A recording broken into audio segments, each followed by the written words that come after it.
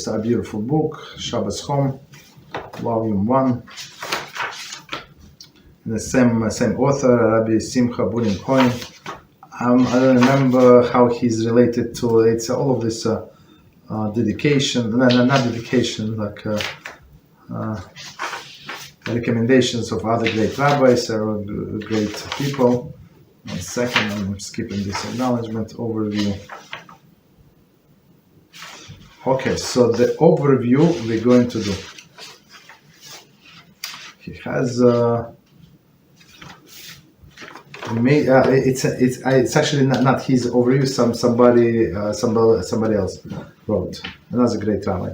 So okay, so we start. So class number 1, and we start. And it says overview: choose life. Where it says Dvarim 30:19. The Torah changes charges. Charge is clear.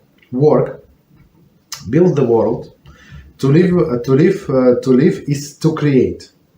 Beloved man, who is created in the image of God. Amos 3:18. When Almighty made the universe ex nihilo, out of love for man, He did not wish it. He did not finish it. He wanted the chosen people to complete His handiwork, to be His partners, so to speak, in being. Okay, so before we continue, let's work on this paragraph, and we're going to explain, because it's like the base of everything, this paragraph. Okay, so the Torah charge is very clear. Work, right? So we came to this world all to toil, right? To work, right? Build the world, right? And live. To live is to create. To live is to. Beloved is a man who created an image of God, right? So this image of God, that's what we discussed in our Monday class, right? When Almighty made the universe of ex nihilo, out of love for man. So HaShem created. So what does it mean, right? HaShem created the world from nothing, right? 6 days, right? And after that, he would create something from something. And we learn today, let me see if this person is here. He's not here. And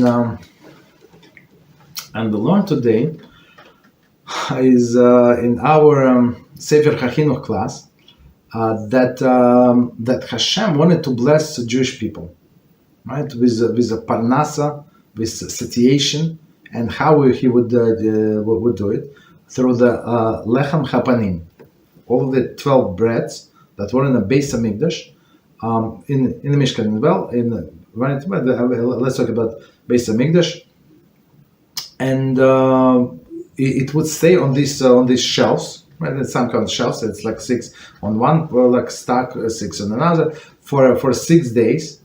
For 7 days, and on Shabbat they would switch. They would put the fresh bread in there on the shelves, and they would remove the old one. But the old one was not stale; was actually nice and fresh and even warm. That's one of the miracles that was going on in what is it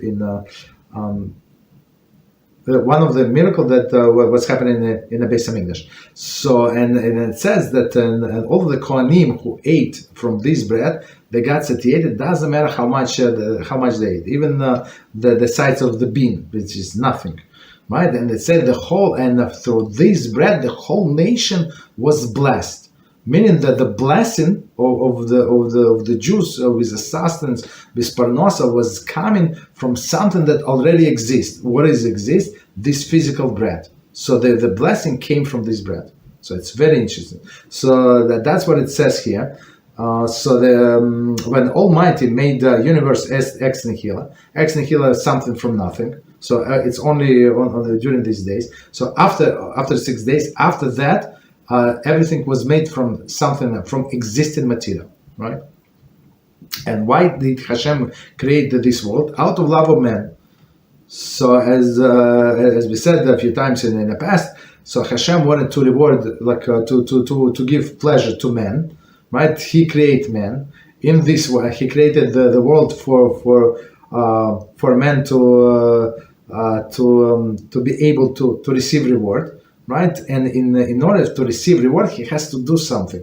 So HaShem said, created man out of love, and he did not finish it. So, and HaShem did not finish the world. So it's in some kind of some sense raw state. So we have to create the metal, they dig some for these minerals, and they melt this and that, all of the whole procedure, right? In order to get metal, in order to get bread, we know all of the 10 procedures that we have to do and stuff like that. So basically, HaShem wanted us to be a partner in this world, right?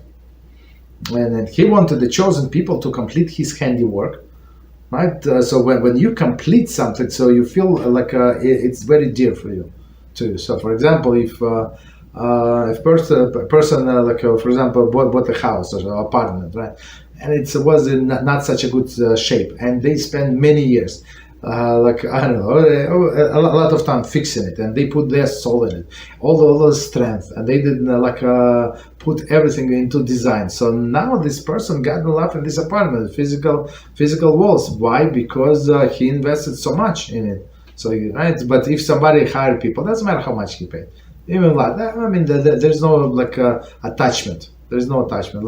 No, right? Very interesting. So, but that's why HaShem wanted us to be a partners in Him, so we will work together, right? Continue, and that is why HaShem gave us Torah, the blueprint of creation, to impart the wisdom and to finish the tools, the mitzvahs necessary to perfect creation. The Torah clearly says, "Live forever through them." There is mitzvahs. It's from Vayikra 18:5. The word "live" cannot merely refer to this world, because whatever comes to the end cannot be turned life. See Rashi. Okay, so let's do this paragraph. We're going to explain again.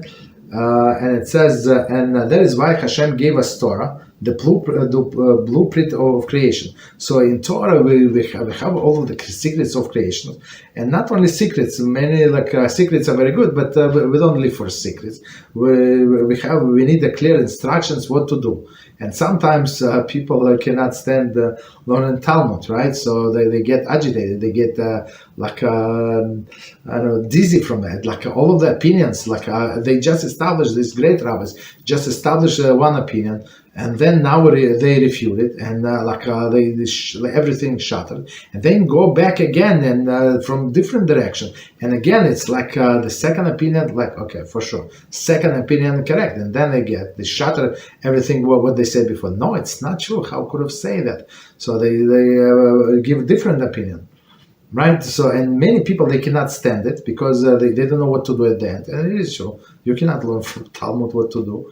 Right, some stories you can add with commentaries, but halacha we don't learn from the Talmud, right? But HaShem provided Torah, I mean we as simple people do not learn from the Talmud, but the great tzaddikim and great Talmidei Chachamim, they do learn from the Talmud. That's how we have Shulchan Aruch. Right, so HaShem gave us this Torah, this blueprint of creation, so we know exactly what needs to be undone. Exactly, there's no doubts. There's no philosophers think where was the purpose of life. Stop it. All of our life for 70 years, they still thinking about the purpose. Right, right. So HaShem gave us this blueprint of creation to impart the wisdom and to furnish the tools, the mitzvah necessary to perfect the creation. So it's very interesting. Call the mitzvahs as the tools necessary to perfect the creation. So every mitzvah we do, every mitzvah, big or small, doesn't matter. It brings some effect, some change to this physical world, right? The Torah clearly says, "Live forever through them," the mitzvahs. So of course, Rashi there explained on the page, this life in this world cannot be called life. Why? Because you die every day. There was a question yesterday, right? Very interesting question.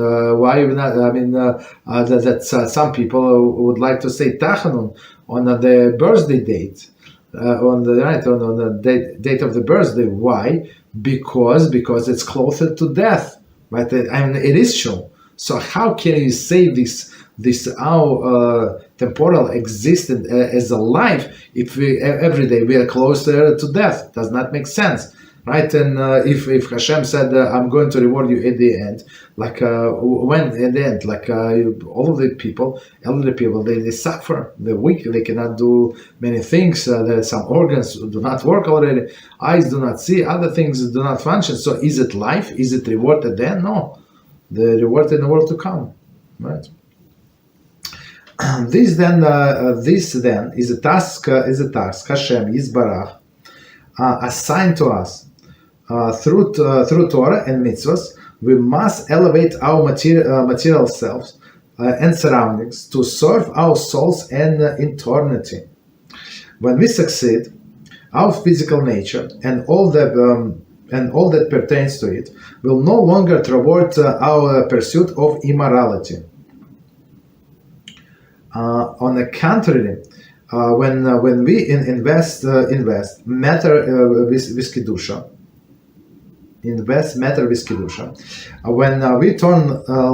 when we turn leather and all else into tefillin in sacred or a sacred compartment, how much would we pay for even one of the Chofetz Chaim old shoes or a piece of his garments?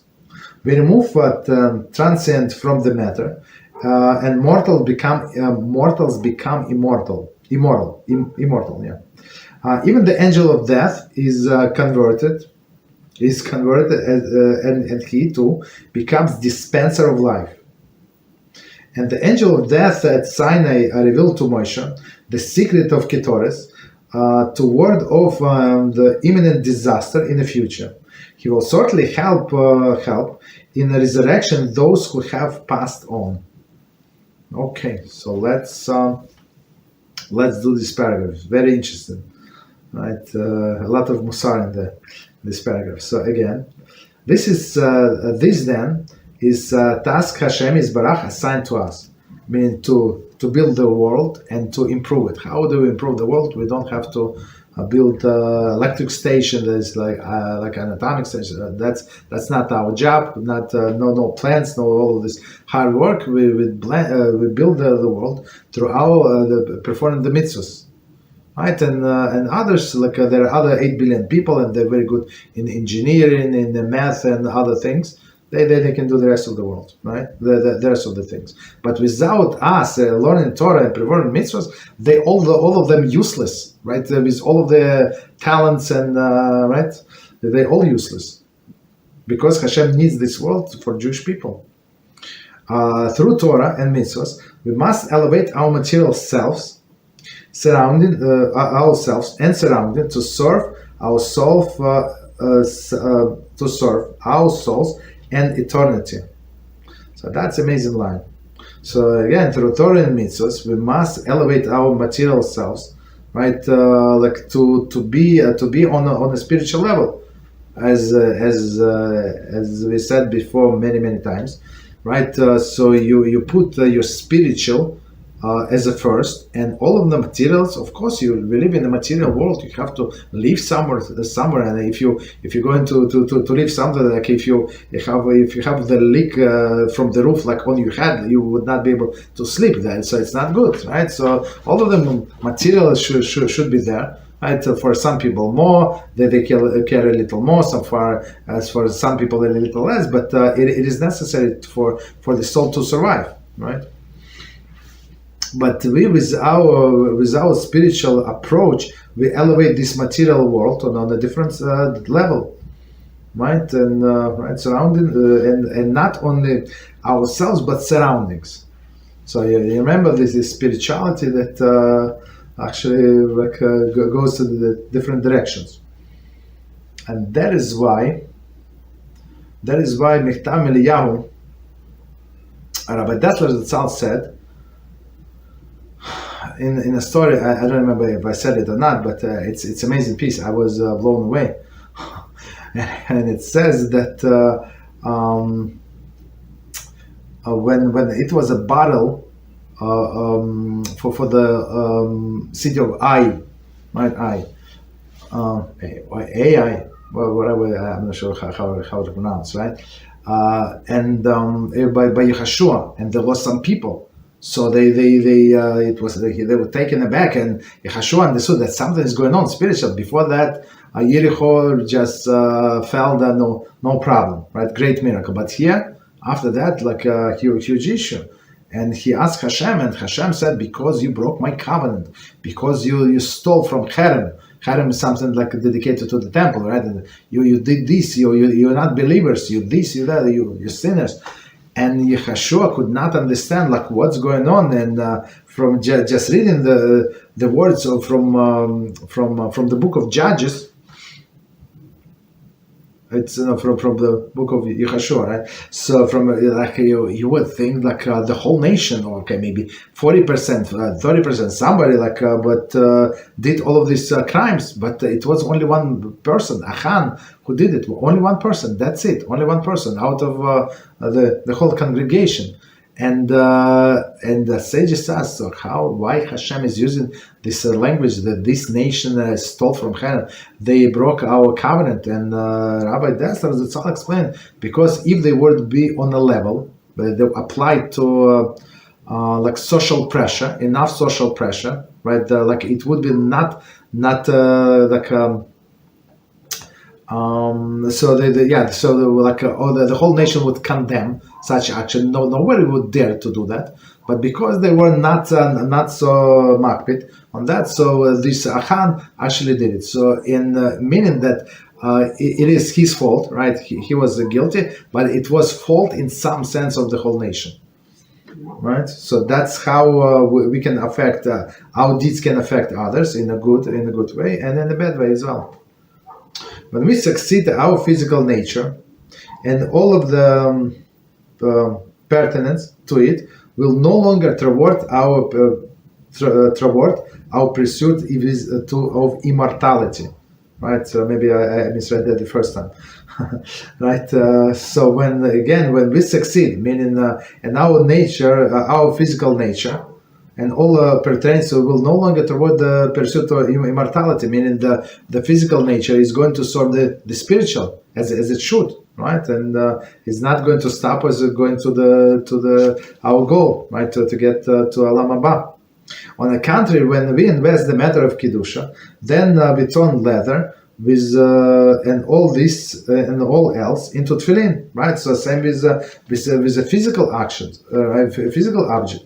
Right, it was a piece of leather, right, and we made tefillin. Now it's something sacred. You cannot go into restroom with that. You have to double cover and stuff like that, right? It's very, very holy object, and you cannot throw in the garbage. You have to bury it, right? Big holiness, right? It's sacred compartments. Okay. And in parentheses, he says how much we would pay for even one of the Chofetz Chaim old shoes. I'm not sure if they're for sale, but could be for sale. I don't know. All shoes or piece of or piece of his garment. Okay, we remove. So meaning this, what he's trying to say, that this physical object became the holy object, like imbued with spirituality. Even the angel of death is converted, and he too becomes dispenser of life. Right? As I did not know. Somehow I thought there is other angels. But here it says that angel of death. So he when Moshe received Torah, so Hashem gave it Torah, and he told angels, right, who were against men receiving Torah. He said, "No, okay, now you give him also some gifts," and all of them gives Moshe some gifts, some advice, some secrets. And angel of death told them, so if it's going to be like plague among you, you take the burning coals from altars, I think. Are you allowed to take from altar? I mean, maybe in exceptional situations, right? And you go out of the Beis Hamikdash, put ketoras, right? And go among the people who are dying, and it's going to stop the death. Very interesting. So who was executing this death sentence? Of course, angel of death. So and he told the Moshe the formula how to stop it. So meaning the angel of death, in some sense, right? He provided us with life. Very interesting. No contradiction. Continue. Klal Israel created to correct Adam's sins will ultimately make a Gan Eden greater than one from which Adam expelled. In the future, Gan Eden will have such perfection that even the possibility of sin will be eliminated. Let's try to understand what it says here. It's not so simple. Klal Israel created to correct Adam's sin. So what was Adam's sins? That he did not listen to HaShem. Right. So HaShem gave him one commandment, and he desecrated. And HaShem gave us 613 commandments. So now we have, in some sense, to correct the Adam's sin, right, and will ultimately make Gan Eden greater than the one from which Adam was expelled. What does it mean? So when Mashiach comes, it's going to be Gan Eden in this world, right? So all the people who deserve to be in that, in this time to be resurrected of the death, they're going to enjoy all of them, right? All of them, hopefully us too. BeEzrat HaShem, we're working on it, right? When Mashiach comes. So, and these places would be even greater when the time of Adam, right? Because it was developed, and I'm just adding from myself. So because it is well deserved. So when Adam got whatever he got, all of these beautiful pleasures in the Gan Eden, he did not deserve any of that, in a sense. And right, but people who observe Torah and mitzvahs all of their life, or even partial of their life, but they did teshuva, so that's they deserve that reward. So that's why it's going to be like different reward, and place is going to be better. And when we free ourselves of the very potential of sin, we will comprehend, in this respect, the perfection of HaShem. What we once viewed as catastrophe will be transformed before our eyes to the great of our kindness. Our joys will be boundless because the full glory of HaShem, Yishtabach Shemo, Yizbarach Shemo, okay, will be related. In addition, we will have the indescribable satisfaction on heaven help transformed the ephemeral superficial earth filled with sadness into profound eternal state of integrated joy. It's unbelievable. It's very poetic language, but let's try to understand. So again, I'm going to explain. And when we free ourselves from very potential of sin, so when person wants to purify themselves, and when a person purify themselves, and sometimes people have all of this issue, like before they have because the Torah is not number one of their life, because the learning of the Torah is not number one. It's maybe number 7 or number 8.5, but not number one. Because if you would have the Torah number one in your life, like mitzvahs and like serving of HaShem, all of other things, you're not going to have time. This thought of this thing, since would never come most of the time would never come to your head, because you're busy, too busy with your holiness, right? So it's very interesting. So it says, and when you free yourself of a very potential of sin, so meaning you're not going to go to this place where you might encounter the situation when you want sin. You're not going to call these people. You're not going to answer this phone that they call you, because you know that most likely they are going to invite you to some inappropriate place, or meet with some relatives that better be closed or something, right? What we once viewed as a catastrophe will be transformed before our eyes as a great act of kindness, right? It's very interesting line. What we once viewed as a catastrophe will be transformed before our eyes, to the greatest of act of kindness, right? So as we said many times retroactively, when you look at your life, and when you look at the life, and you see this moment that you thought that's end of the life, you felt the depression, then Hashem is show you that's actually the greatest moment that ever happened to you, because if you would not go that down, this bad thing would not happen. You would not get on top, right? You would not on top, or on top of your personal performance. So it's very interesting. So it happened to me today with my family. So we tried to do something, did not work. Even we needed to work, Baruch Hashem, did not work. And we tried to do other things, we plan to do several things. And guess what? It's also did not work, and into our face, we say we're not doing it. Okay, not good. And then I say, so we were driving, and I said, that's why, you know what happened, this happened to us, because Hashem wants to give us such a big reward, such a great miracle, that's unbelievable. And guess what? It happened.